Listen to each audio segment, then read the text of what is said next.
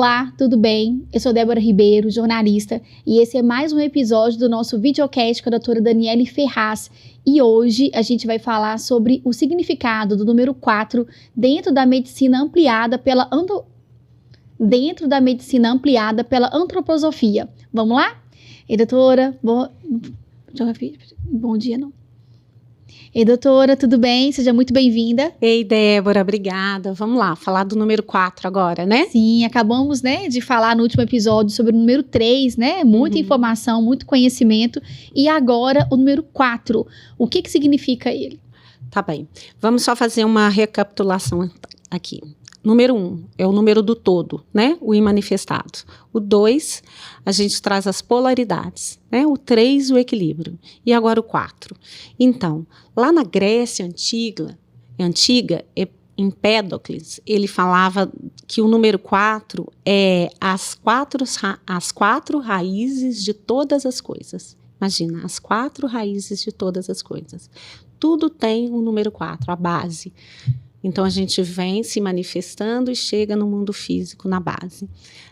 E aí a gente pode ver os 4 pontos cardeais, as 4 estações do ano, a gente tem as 4 câmaras cardíacas, os nossos 4 membros, 2 muito ligados à Terra e 2 mais fora da Terra.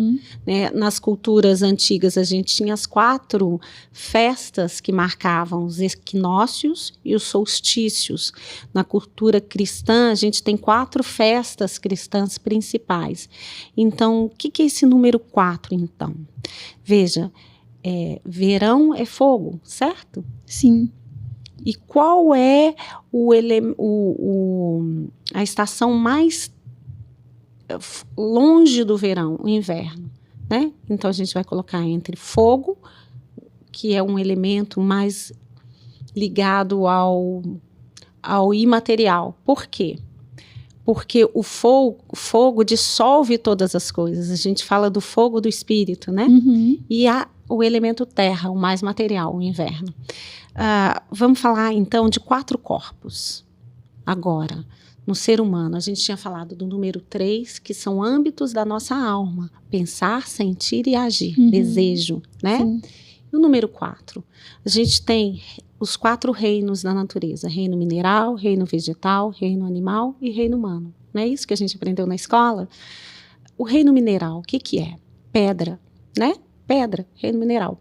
Metais, pedra. O que é o reino mineral em nós? O reino mineral em nós são os nossos ossos, certo? Qual é a característica do reino mineral? Ele é inerte, ele não tem vida, ele não se movimenta, E ele não absorve nada. Pedra não absorve nada, certo? Sim. Nada entra nela. Então, reino mineral, elemento terra, tá bom? Quando a gente vê o elemento terra em nós, um cadáver, Tá ali só corpo físico. Sim, só matéria, Só matéria, E, então, a palavra matéria é interessante, Porque vem de mater, Mãe. Então, mãe é quem dá o físico, certo? Sim. Então, tudo que é matéria vem de mater, mãe. Então, a gente fala Deus Pai e Mãe Terra, É verdade. Porque é matéria, mater. Ok. Mas a planta, ela tem uma qualidade que a pedra não tem. A planta vive, Ela tem vida. O que entrou na planta? Água. Na pedra não entra nada. Mas na planta entra água, certo? Ela absorve a água e a água é capaz de dar o quê para a planta, então? Vida. Não à toa, cientistas físicos procuram o quê? Água em outros planetas. Porque a nossa vida neste planeta é baseada em água. Então, se a gente quer ir para outro planeta, a gente precisa da água. Sim. Então, quais são as características da planta? Então, ela vive, mas como é essa vida? É uma vida dormente, Tanto é que um paciente no CTI está em estado vegetativo. Então, é uma vida dormente, certo? A planta, então, tem que ter um órgão, vamos dizer assim, um órgão para lidar com essa água. E este órgão que lida com a água traz a capacidade de vida. Tá? Na medicina ampliada pela antroposofia, a gente chama então de corpo etérico. É o corpo que traz vida, tá bom? Ligado à água. Então, primeiro, reino mineral, elemento terra. Corpo físico. Sim. Reino vegetal, elemento água. Corpo etérico, corpo que traz vida, tá bom? E os animais? Os animais, eles têm corpo físico, eles têm vida, então eles têm corpo etérico, mas eles têm algo além das plantas. Os animais, primeiro eles acordam, a planta está sempre dormindo. Sim. Os animais se movimentam, né? Eles se movimentam fisicamente e eles têm um movimento anímico. Como? De luta ou fuga. Lembra das polaridades? Sim. É aqui que entra a polaridade. Na escala de evolução, a polaridade então entra onde? No animal. A palavra animal vem de ânima, alma. Mas o que entrou no animal que não entrou na planta? Ar. Você fala, mas você tem uma respiração na planta? Tem, mas ela é superficial. A troca gasosa, oxigênio, gás carbônico é na superfície da planta. Ela não penetra na planta. Então, o ar, na escala evolutiva dos animais, vai aos poucos, né, dos animais inferiores até os animais superiores, que são os mamíferos, ele vai entrando no animal, formando pulmão, né? Nós temos seios da face, cheio de ar, os pulmões, sistema respiratório, nosso sistema digestivo são cavidades ocas com ar, né? Então, o animal tem que ter um corpo, um órgão, vamos dizer assim, para lidar com o ar, que a planta não tem. Que órgão é esse? Na medicina ampliada pela antroposofia, na antroposofia, como filosofia, a gente chama de corpo astral, que é o corpo animal.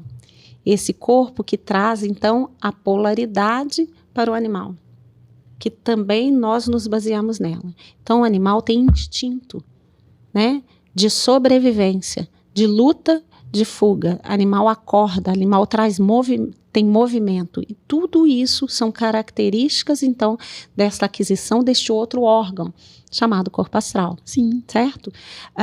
Qual é a diferença? Os animais, eles têm, então, esse corpo astral, essa alma coletiva. Então, os elefantes serão sempre os mesmos. Eles se comportam da mesma forma, certo? Os gatos se comportam da mesma forma. Mas meu gatinho em casa é diferente. Ele é diferente porque ele está sob o seu domínio. Então, ele responde a você. Mas se a gente deixa um animal solto na natureza, eles vão se comportar como a alma animal, que é coletiva. Sim. Tá? E nós seres humanos, o que acontece? Veja, a gente também, o Steiner diz que nós passamos por esta evolução na nossa própria história de vida. Então, os adolescentes, eles andam em bando. Eles têm uma alma coletiva, vamos dizer assim. Isso é necessário para a evolução deles, para encaixar dali a pouco a própria individualidade. Primeiro eles são grupo, né, para depois serem individuais. Sim. E na adolescência está tudo certo. Que bom que o adolescente passa por isso, porque é um desenvolvimento equilibrado, normal.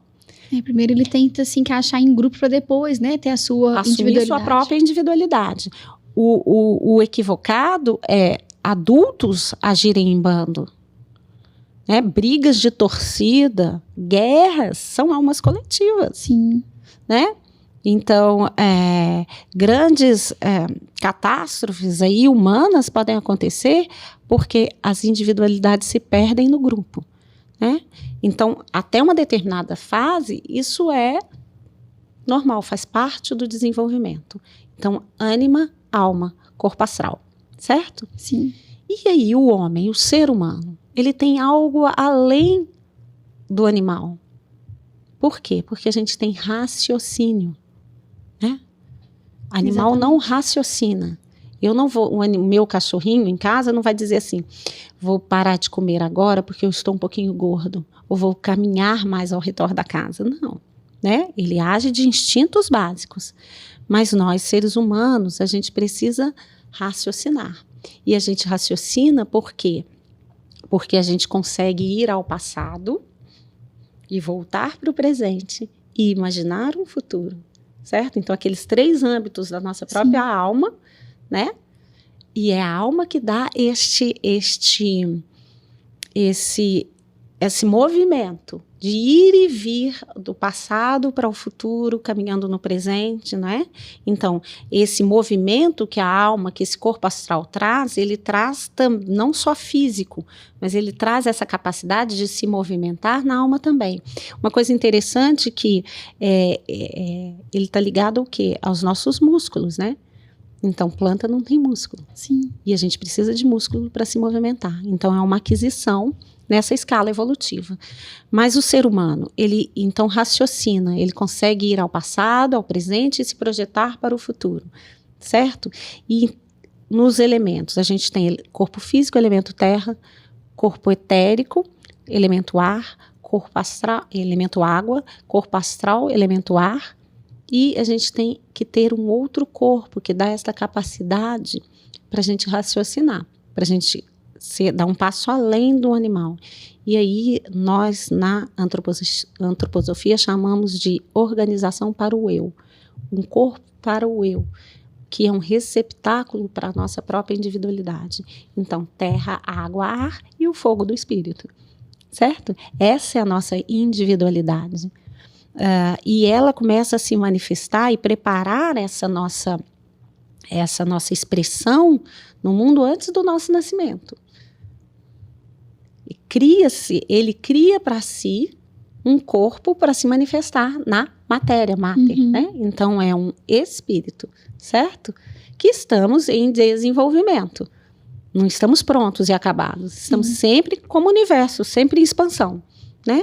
Então, elemento fogo, por isso, na medicina ampliada pela antroposofia, a gente valoriza a febre na primeira infância. Por quê? Porque nós entendemos que somos corpos, junção genética de pai e mãe, certo? Sim. Mas quando eu vou ser eu mesma? Eu preciso, então, destruir programações que não são minhas para carimbar quem eu realmente sou. E a criança pequena... a criança adoece tanto, assim, tem tantos episódios, né? Exatamente. De viroses, febres e, né, infecções. Exatamente. Então, através da febre, nosso eu consegue jogar proteínas fora, programações, conteúdos que não lhe servem, porque ele está preparando a casa para se manifestar. Na cultura chinesa, se diz que a gente tem 20 anos para aprender, 20 anos para trabalhar e 20 anos para ter sabedoria. Então, esses primeiros 21 anos de vida, este eu preparando a casa, né? Por isso, a maioridade era aos 21 anos. E a partir dali, a gente pode cada vez mais, esse processo é gradativo, vamos dizer, encarnar nosso próprio eu, nossa própria individualidade. Sim. Certo? Então, a febre é muito importante por isso. Obviamente que eu não estou dizendo aqui para não se preocuparem com a febre. Não é isso. Ela precisa ser acompanhada, mas ela precisa ser vivenciada.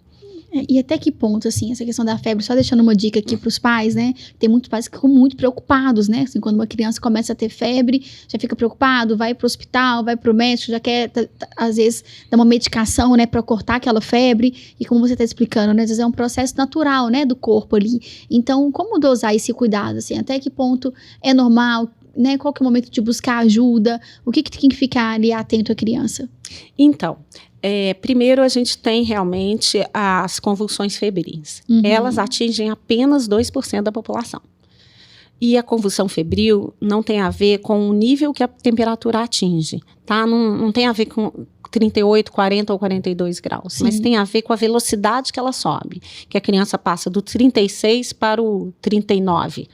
Entendi. E é essa velocidade que é relacionada com a convulsão febril. E, obviamente, famílias que têm caso, que têm histórico de convulsão febril, essa criança precisa ser medicada desde o começo com antitérmico. Sim. Né?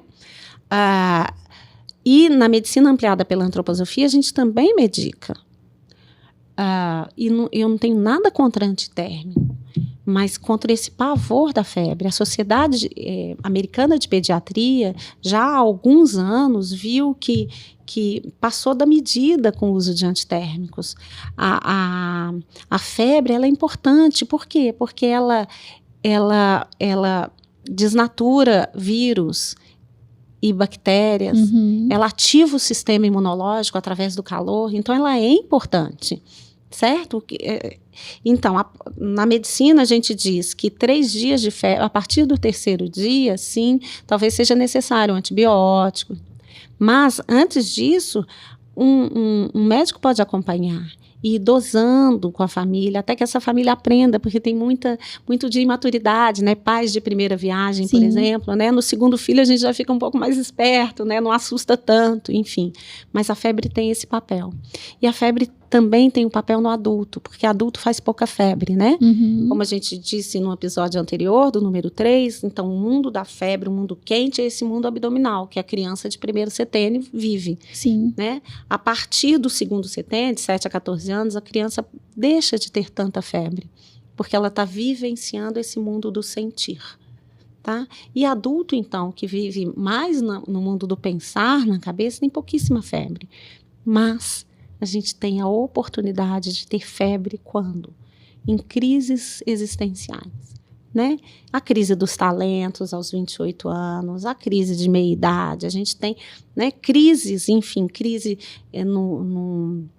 no trabalho. E essas são crises emocionais, que elas esquentam realmente a gente fica atordoado com essas crises, mas elas precisam ser vivenciadas, porque elas são um caminho do nosso vir a ser.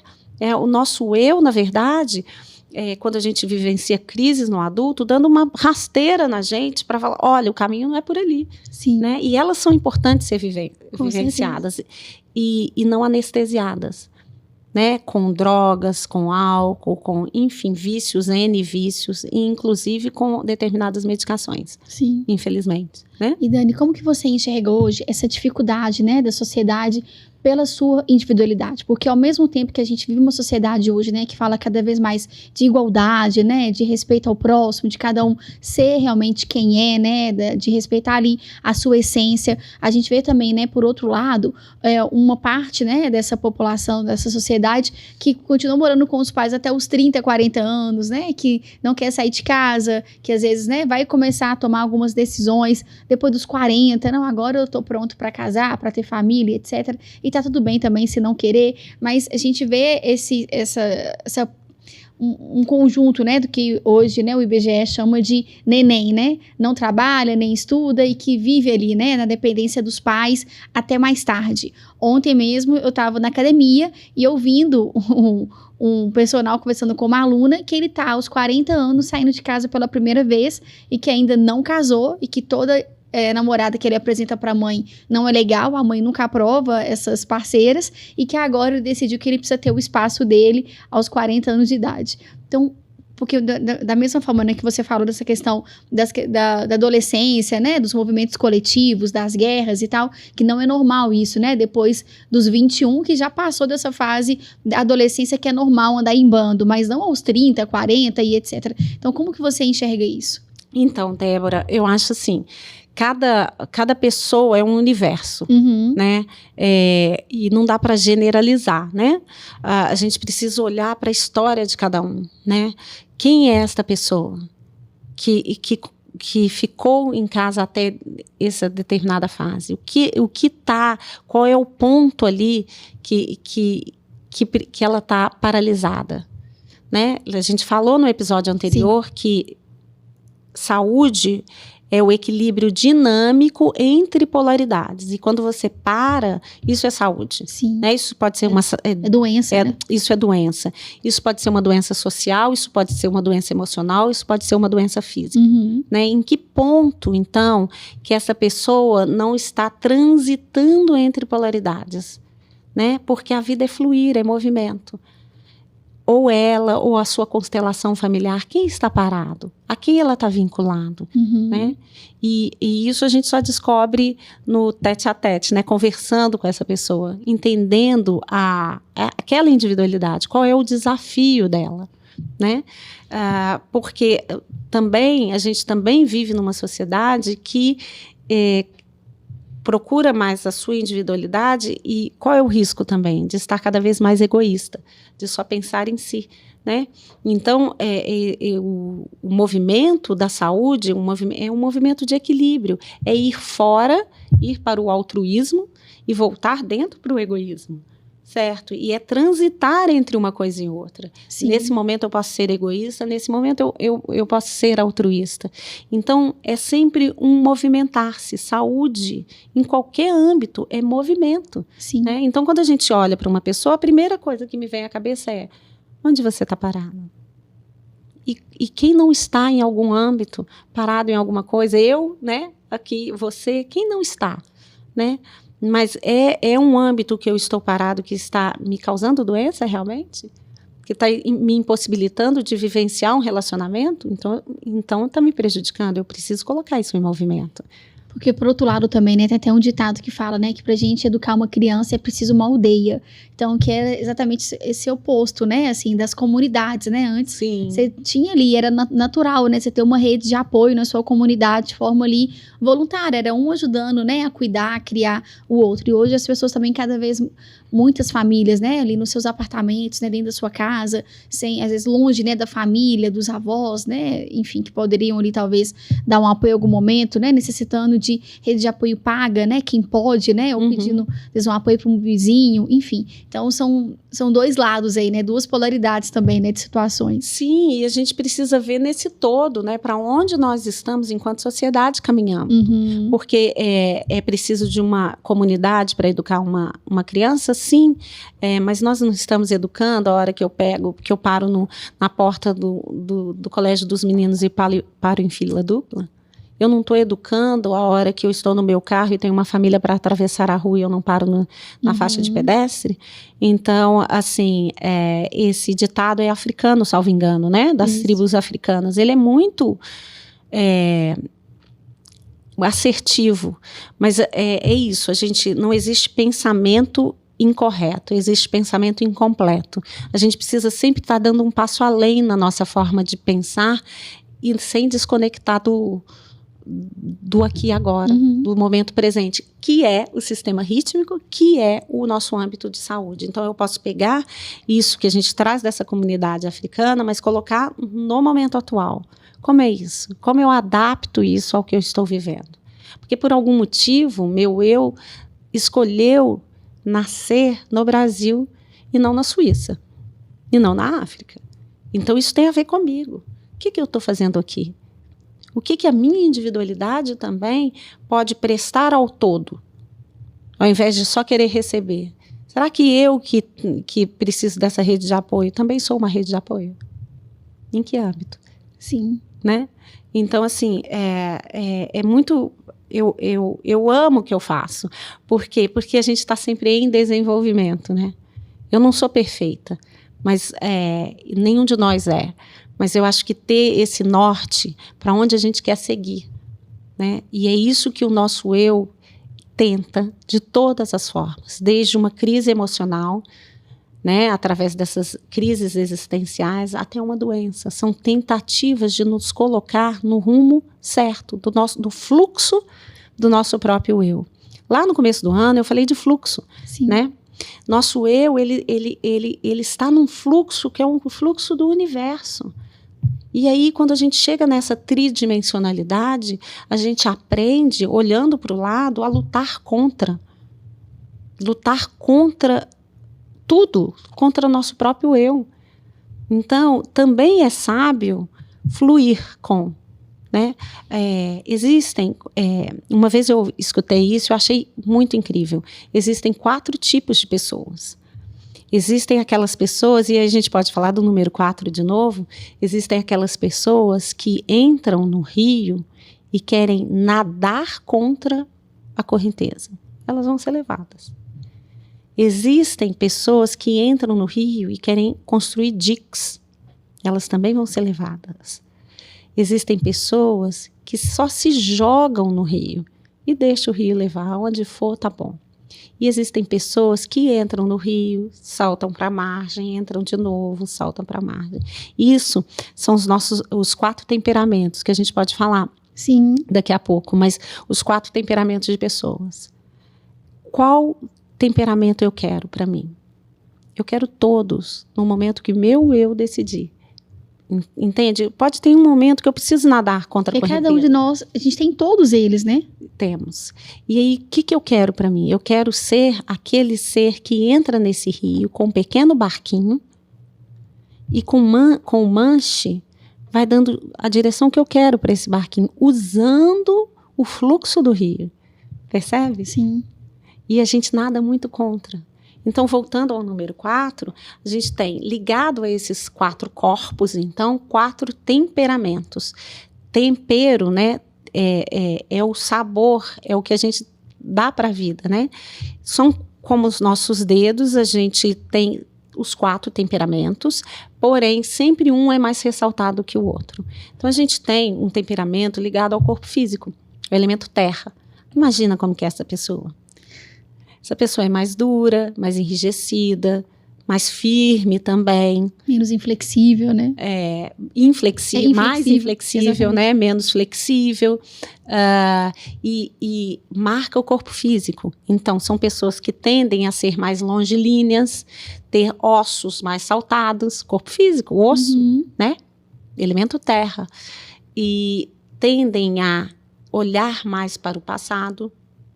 Certo? É aquela pessoa que, se uma turma disser assim, vamos sair da cidade A e vamos para a cidade B, ela é capaz de olhar todos os desafios que tem entre A e B e falar assim, não vai dar certo.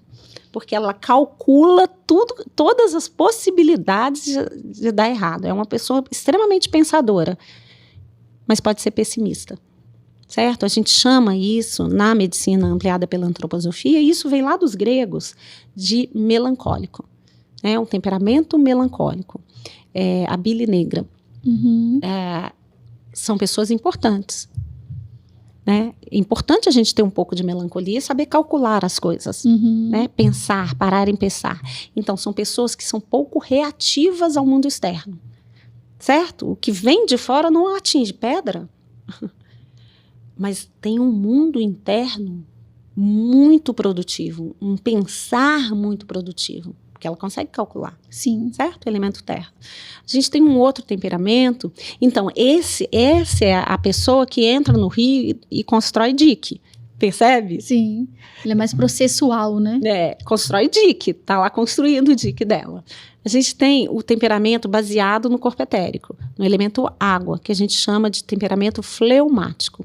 Então, como a água é aquela pessoa que se adapta mais. Se você coloca a água numa jarra, ela toma a forma da jarra, num copo, a forma de um copo. Então, são pessoas mais adaptáveis, certo? São pessoas que sabem fluir mais. Então, é aquela que se joga no rio e vai, né? Mas imagina uma pessoa que se joga no rio e vai.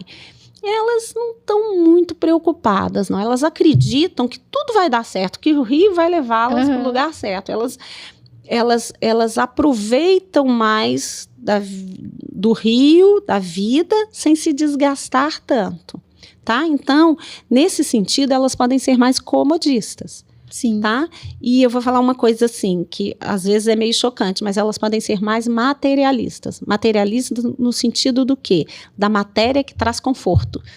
Então, elas gostam mais de conforto. Então, que o outro faça por ela é perfeito. Mas ela não vai buscar tanto isso, assim, não vai colocar a mão na massa, né? Não vai buscar tanto. Mas, como a água, se você coloca num declive certo, ela vai escorrer. Então, a fleuma, um fleumático, numa instituição, é aquele que, se você ensina algo, como fazer, ele vai fazer e repetir, e não vai ser uma força opositora, entende? Ele consegue manter uma instituição ao longo do tempo. Ele gosta da zona de conforto, né? Mas ele trabalha, ele é trabalhador, ele trabalha, ele tem grande vitalidade. Sim. Mas são pessoas que não têm muito consciência do seu mundo interior, percebe? Muita Lembra? iniciativa. E não tem muita consciência do seu mundo interior, Sim. próprio mundo interior. Por quê? Porque o elemento deles é a água, corpo etérico, que é sonolento, né? Uhum. Percebe? Então, mas são pessoas mais fáceis de lidar, que não entram em embates. São aquelas pessoas que não têm pressa, sabe? Porque elas fluem, sem pressa. Eu tenho uma amiga que para eu conversar com ela por telefone ou sair para bater papo, eu tenho que ter tempo. Tem que ter tempo. Eu não posso estar apressada, porque ela é com uma característica sobressaltada de fleuma. Eles costumam ser mais prolixos ou não? Mais prolixos, não tem pressa, mas consegue te acolher. É aquela pessoa que você se sente bem do lado. Ela não é pontuda, né? Ela é mais como a água. Ela é mais globosa, né? Então isso também pode marcar o corpo físico delas, né? Certo? A melancolia está muito associada à velhice, né? Como fases da vida, a velhice. A fleuma,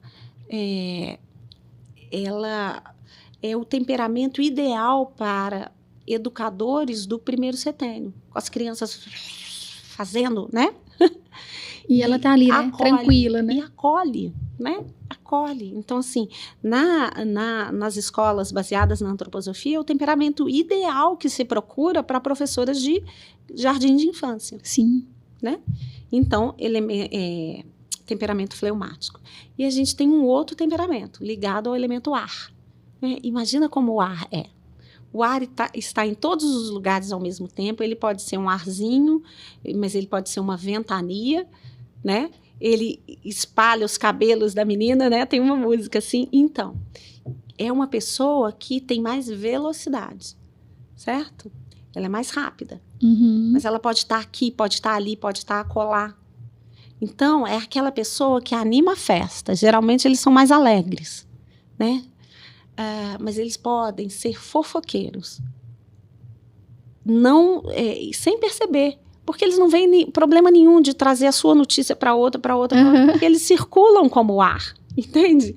Eles podem ser perigosos nesse sentido, mas eles são alegres e eles trazem uma leveza para o ambiente. A gente chama de temperamento sanguíneo.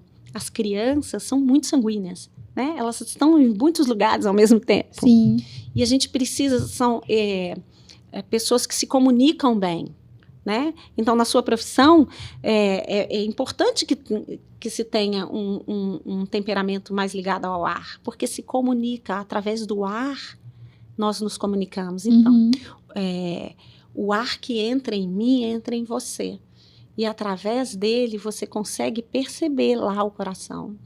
Consegue perceber através do ar que vai pelo sangue, né, pelo oxigênio. Eu consigo perceber quem é você através do ar. Olha que incrível. Sim. Porque o ar, né, o ar aqui está carregado, né, eu posso dizer isso. Por quê? Porque é o elemento astral, né, com que a gente impregna a nossa ânima, a alma impregna o ar. Então, esse é o temperamento sanguíneo, ligado ao ar. E aí a gente tem ao corpo astral, ligado à nossa individualidade, que é o elemento fogo. A gente já tinha falado do fogo do espírito, né? Sim. Assim, os sanguíneos, eles costumam ser corpo físico os seres humanos mais bonitos. Porque eles têm mais equilíbrio das formas do corpo, tá? O fleumático é mais arredondadinho, né? E o sanguíneo, ele tem mais um equilíbrio das formas.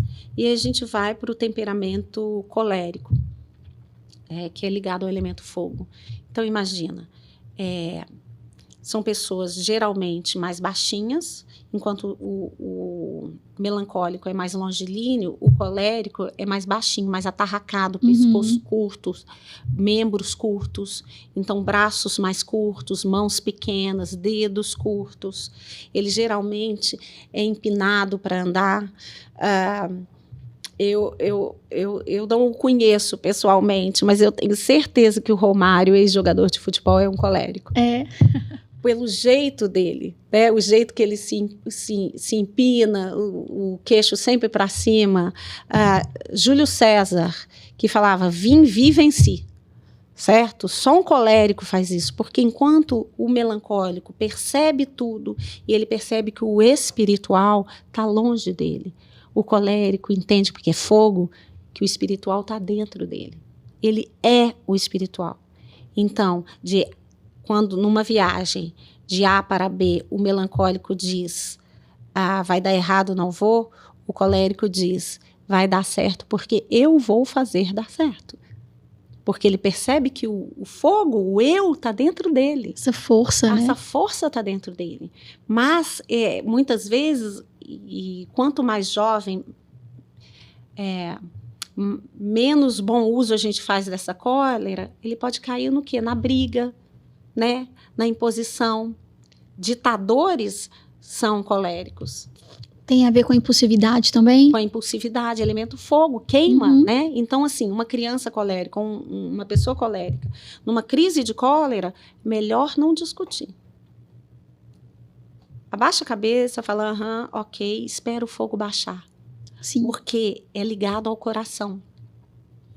E aí, quando o fogo baixa, são as pessoas que mais olham para dentro de si, que mais têm autopercepção, porque está ligado à sua individualidade, ao seu eu. Elas podem voltar atrás. E elas podem, com a experiência de vida, se tornarem muito bondosos. Muito bondosos. Porque elas têm essa autopercepção. Elas sabem que elas são e para onde elas querem ir. São pessoas, então, é ligado ao coração. O coração como esse órgão mais nobre do corpo. O sanguíneo é ligado aos rins. O fleumático é ligado ao fígado e o melancólico é ligado ao pulmão. Também por estas vias, a gente pode usar medicações para ajudar essas pessoas a alcançar um equilíbrio no seu próprio temperamento. Por quê? Porque qual é o melhor temperamento? É um pouco de cada um. Se você olhar grandes seres na história humana, eles têm, em momentos, a coragem de um colérico, eles têm a sociabilidade de um sanguíneo, eles têm a flexibilidade de um fleumático e eles têm a postura firme e interiorizada de um melancólico. Então, o melhor temperamento são os 4 temperamentos. Que legal. Juntos, né? E é isso, assim, é dessa forma, então, com base no número 1, no número 2, no número 3, no número 4, que a gente, num consultório de medicina ampliada pela antroposofia, você vai entendendo aquele ser humano que está ali na sua frente. Né? E a importância desse autoconhecimento, né, Dani? De saber, né, que isso existe, dessas informações para esse caminho, né, mesmo, né, de crescimento, de aprendizado, né, de melhoria constante. Então, a importância, né, assim, de você buscar, né, aprender sobre isso. Exatamente, porque isso somos nós. Para se desenvolver. Né? Para se desenvolver. Isso somos nós, né? Isso tudo, né? O universo, nós somos um resumo de tudo que está fora mesmo. Muito legal. Eu já tinha também visto essas 4 temperamentos, né? Mas com outras nomenclaturas, né? Então, dentro ali do meio mais corporativo, né? Que é a metodologia DISC, que chama esses 4 de dominante, influencer. O dominante seria o colérico. Uhum. O influenciador seria o sanguíneo. Uhum. O estável, talvez... O fleumático, né? A água. Uhum. E o conforme, que é o mais processual, o melancólico. O melancólico, Isso, exatamente. Exatamente. E aí, quando eu fiz o meu teste, né? O meu deu muito sanguíneo, mas eu vejo que eu tenho muito do colérico também. Então, o sanguíneo pela comunicação, né? Enfim, essa facilidade e, né, eu formei em jornalismo e tem também muito do colérico. Mas eu tenho me desenvolvido muito, né? Com os outros 2 também, buscado, né? Desenvolver um pouco dos outros 2, né? Da flexibilidade e também, ao mesmo tempo, de saber se posicionar, né? Porque senão a gente acaba sendo... tem essa dificuldade muitas vezes de falar um não, né? De querer desagradar o outro, né? E acaba se apagando para isso. Então, mas com muito autoconhecimento, muita terapia, né? Muita informação. Que é isso, a gente veio aqui para isso, né? Nós somos espíritos tomados carne buscando uma experiência de evolução. Sim, sim. Né? É isso que nós somos, né? E fazer isso, outro dia eu li uma frase de Helena Blavatsky, e ela diz o seguinte, faça o seu melhor. Quando você fizer o seu melhor, sempre, em qualquer situação, você estará fazendo tudo o que se espera de você. Sim. Né? Se o meu melhor é 2, eu estou fazendo o meu melhor. Se é 4, eu estou fazendo o meu melhor. E quem há de me julgar? Exatamente. Que eu estou fazendo o meu melhor. É mais uma sociedade hoje, né, Dani, que a gente fica ouvindo, né, essas receitinhas de bolo, né, nas redes sociais, né, então, essas frases prontas, temos que equilibrar os pratinhos. Eu tava vendo uma entrevista da Ingrid Guimarães esse final de semana falando, eu quero quebrar os pratinhos, eu não aguento mais ter que equilibrar pratinho, né, ser essa mulher que a gente veio, né, a nossa geração é uma sociedade de mulheres que foram pro mercado de trabalho, que conquistaram os seus espaços, né, as suas carreiras e tal, e que ao mesmo tempo tem que estar bonita, tem que fazer o botox, tem que estar impecável, tem que cuidar dos filhos, do marido, malhar, não sei o que, tem que dar conta de tudo e a gente tá vivendo uma sociedade exausta, né, do burnout, do esgotamento, porque ninguém dá conta, Sim. né, de dar conta de tudo o tempo todo. Então, vamos começar a quebrar alguns pratinhos, sabe, ao invés de ficar querendo equilibrar, né, todos os pratos. Ou pelo menos colocar na prateleira, né, e dizer assim, esse aqui eu posso cuidar mais tarde, porque voltando, tudo é equilíbrio. E tá tudo bem, né? E tudo é equilíbrio, né, Débora? Sim. A gente adoece por falta desse equilíbrio, né, de o que é bom para mim, né, e aí quando eu percebo o que é bom para mim, o que é bom para mim, o que é bom para o outro também, sim, e eu consigo ir para dentro de mim e voltar para o outro e fazer mais uma vez esse movimento mercurial de ir e vir, né? Porque esse movimento ele é em nós, ele é entre cabeça e abdômen, esse mundo do meio que vai pela, né? E o abdômen que a gente já falou, o coração que recebe o sangue que vem da cabeça e o abdômen, o pulmão recebe o ar que vem de fora.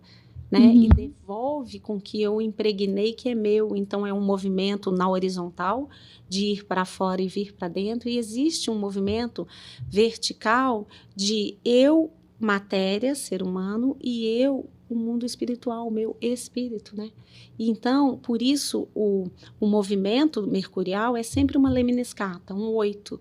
Sim, que é o símbolo do infinito também, né? Que é o símbolo do infinito. Então, assim, equilíbrio é tudo. Né? E hoje é muito legal porque a gente pode clicar um botão e ter conhecimento, né? Isso é muito legal. Isso aqui que a gente está conversando, muitos seres na história humana deram a vida para descobrir. E hoje você clica um botão que é mais fácil do que ler um livro e ter que pesquisar. E tá aí. Então, assim, estamos num momento que chama a gente para esse autodesenvolvimento, para se ter consciência de que a gente não veio aqui só para ser matéria. Né? Porque esta matéria, ela é pó, e ao pó voltará. E né? ter que seguir as regras dos outros, né, Dani? Sim. Então, eu estava ouvindo um psicólogo esses dias, Daniel Felipe, ele é aqui de Belo Horizonte, e ele falando no vídeo que as pessoas criam regras e elas querem que os outros sigam essas regras. Então, sei lá, você vai criar uma regra que menina veste rosa e menino veste azul. E aí a pessoa, ela cria uma expectativa que o outro respeite aquela regra que ela criou. Sim. Mas, e aí o outro se sente na obrigação de ter que aceitar aquela regra para poder agradar o outro, né? E cumprir ali aquela expectativa e não gerar uma frustração. Mas que momento que essa regra foi combinada, né? Exatamente. Onde que tá escrito, né? Então, que tem que ser dessa forma. Né? Ela endureceu e quando a gente cria algo que não que está desconectado da vida, né, do real. Então, eu posso ter uma grande ideia, criar essa regra.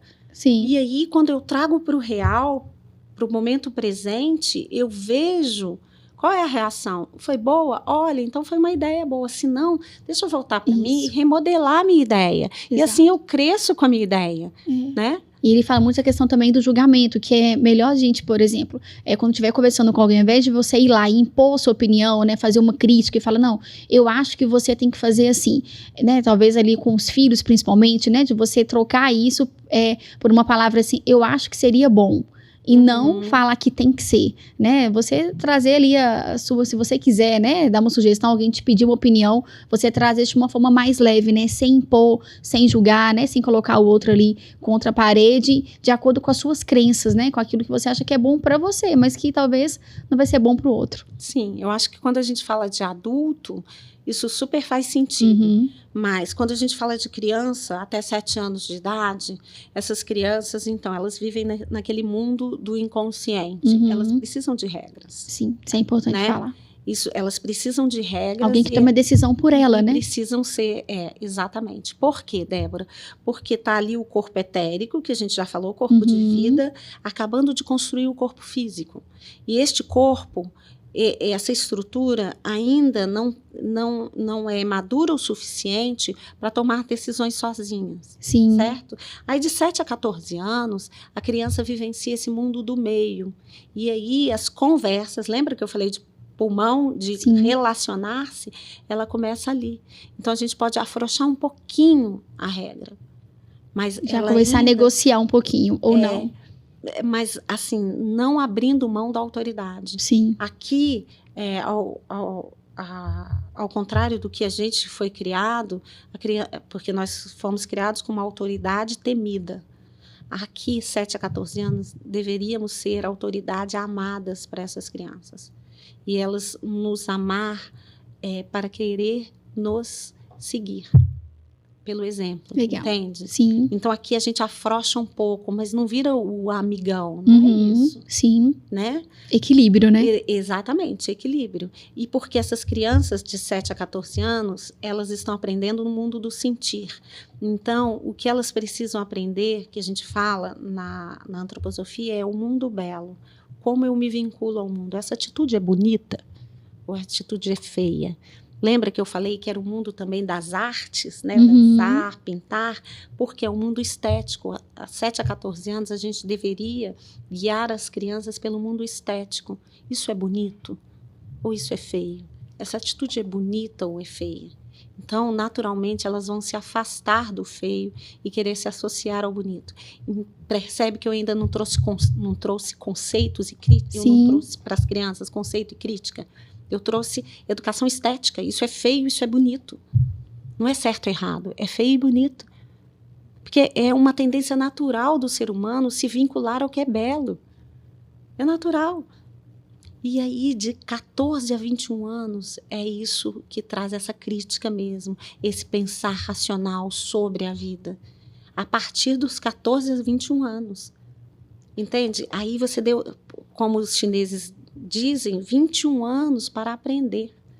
Que legal, isso faz muito sentido, né, Dani? Eu venho de uma família muito humilde e minha mãe não tinha muita condição de me levar para viajar, para passear. Era muito aquela questão ali mesmo da sobrevivência, né, do básico, para não faltar nada. E eu tive padrinhos que foram fundamentais na minha vida, e uma irmã da minha mãe, mais velha, que tinha uma filha só, e eu era filhada, então eu virei meio, né, a prima e irmã, assim. E então, tudo que eles faziam, eles sempre me levavam junto. Então, para viajar, para conhecer lugares novos, né, para viver experiências. E o meu tio, né, vem de uma família de uma classe média, então eu tive contato ali com uma outra realidade que era bem diferente da realidade que eu vivia. Mas foi o que me impulsionou para poder crescer e ter isso que eu achava belo, sabe? De mudar aquela realidade que eu tinha ali e querer buscar uma realidade melhor que eu achava mais bonita. Então, isso fez muito sentido para mim, sabe? Você falou isso agora, caiu essa ficha aqui. Sim. Então, eu fui buscar esse lugar. Eu fui querer ter uma vida, oferecer uma vida para os meus filhos, né? Com acesso à viagem, né? Com acesso ali a experiências, né? A cultura, a gente poder comer o que a gente, né, quer comer, a viver num lugar melhor, né? A ter uma casa mais bonita. E sair daqui. E aí eu fiz um movimento para conseguir sair desse lugar. Você sabe, Débora, que os gregos, as mulheres grávidas, elas não podiam ter contato com o que era feio. Olha só. Por quê? Porque eles sabiam que a beleza impactaria naquela criança que estava sendo gestada. É muito diferente. Eu não estou falando de casas ricas ou pobres, mas casas esteticamente bonitas, que pode ser com a florzinha que eu colhi na rua, entende? Esteticamente as coisas combinando. Eu não preciso de um decorador para isso, não preciso gastar rios de dinheiro, mas a beleza realmente alimenta. Que seja na simplicidade, né? Mas algum lugar que você se sinta bem, né? Que você goste, né, daquele espaço. Perceba o movimento da sua alma, como a alma respira melhor quando a gente está em um ambiente mais cuidado. Sim. Seja onde for, uma praça bem cuidada e uma praça mal cuidada, uma rua bem cuidada e uma rua mal cuidada. E até a imagem das pessoas, né? Quando você está com pessoas que estão com uma imagem, né, assim, legal, né? Você vê que a pessoa tá cuidada, né? Tá bonita. Seja o cabelo arrumadinho, um batom, né? No caso da mulher, né? Uma roupa Sim. ali adequada. Faz muita Sim. diferença, né, no ambiente. E aí você pensa nas atitudes. Nas atitudes, porque somos todos sempre educados pelo exemplo. Uhum. A gente fala das crianças, mas, na verdade, a gente age por exemplo para o resto das nossas vidas. Né? Você teve o exemplo dos seus tios. E você imita-os. Sim. E tenta aprimorar isso para o resto da sua vida, né? Então, as atitudes feias ou bonitas, né, voltando lá ao começo é preciso de uma comunidade para educar uma criança, exemplo. Tudo Sim. é exemplo, né? E tudo que a gente vive impacta na nossa alma, impacta na nossa individualidade. A gente pode falar da arquitetura. A arquitetura hoje, se você olha, é pura cabeça, porque só tem reta. Sim. Agora, tenta ir em algum lugar que você vê uma curva. Põe na sua casa uma mandala redonda. Você vai ver que é completamente diferente na sua alma. Sim. Porque a luz, por exemplo, a luz branca puxa muito para a cabeça. Né? As cidades antigamente tinham luzes de mercúrio, né? Mas a luz amarelada, ela puxa mais para o abdômen, para o adormecimento, então ela vitaliza mais. Então a gente nunca está desconectado do todo, né? Com certeza. Dani, queria que você deixasse uma reflexão, uma mensagem final para a gente encerrar mais esse episódio. Meu Deus. E agora? Um recado, uma dica, não precisa ser uma frase pronta.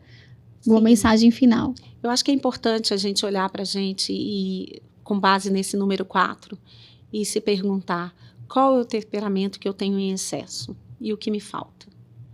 E partir daí, né? O que me falta? Me falta água, me falta fogo, me falta ar, me falta terra. Acho que é um bom começo. Muito bom, Dani. Muito obrigada mais uma vez. Obrigada a você também que assistiu, que está aqui com a gente. Deixa o seu comentário, encaminhe esse vídeo, né, para algum amigo, uma pessoa que você conheça e que você acredita, né, que esse conteúdo vai ajudar. E até o próximo.